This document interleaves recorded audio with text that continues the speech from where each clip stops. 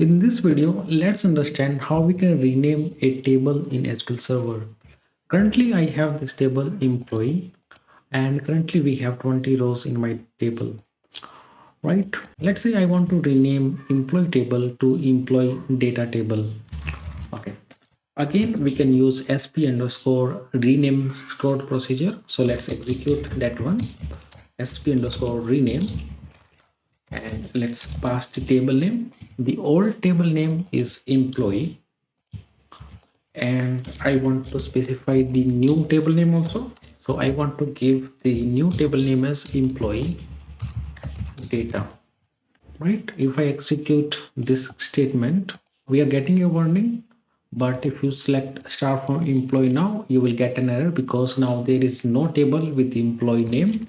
And if I do select star from employee data, you can notice I'm getting all my 20 rows back, right? So this is how you can rename a table in SQL Server.